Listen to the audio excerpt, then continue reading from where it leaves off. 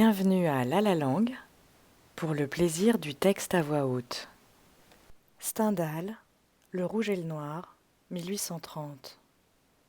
Chapitre 6. L'ennui. Non so più cosa son, cosa faccio.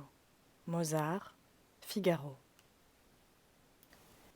Avec la vivacité et la grâce qui lui étaient naturelles quand elle était loin des regards des hommes, Madame de Rênal sortait par la porte-fenêtre du salon, qui donnait sur le jardin, quand elle aperçut près de la porte d'entrée la figure d'un jeune paysan presque encore enfant, extrêmement pâle et qui venait de pleurer.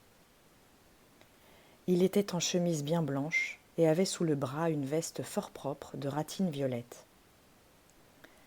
Le teint de ce petit paysan était si blanc, ses yeux si doux, que l'esprit un peu romanesque de Madame de Rênal eut d'abord l'idée que ce pouvait être une jeune fille déguisée qui venait demander quelque grâce à monsieur le maire. Elle eut pitié de cette pauvre créature, arrêtée à la porte d'entrée, et qui évidemment n'osait pas lever la main jusqu'à la sonnette. Madame de Rênal s'approcha, distraite un instant de l'amer chagrin que lui donnait l'arrivée du précepteur.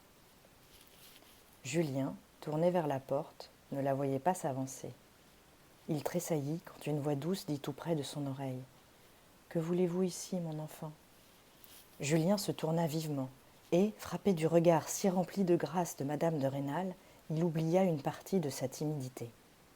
Bientôt, étonné de sa beauté, il oublia tout, même ce qu'il venait faire.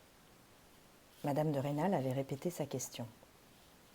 « Je viens pour être précepteur, madame, lui dit-il enfin, tout honteux de ses larmes qu'il essuyait de son mieux. Madame de Rênal resta interdite. Ils étaient fort près l'un de l'autre à se regarder. Julien n'avait jamais vu un être aussi bien vêtu, et surtout une femme avec un teint si éblouissant lui parler d'un air doux. Madame de Rênal regardait les grosses larmes qui s'étaient arrêtées sur les joues si pâles d'abord et maintenant si roses de ce jeune paysan. Bientôt elle se mit à rire avec toute la gaieté folle d'une jeune fille. Elle se moquait d'elle-même et ne pouvait se figurer tout son bonheur.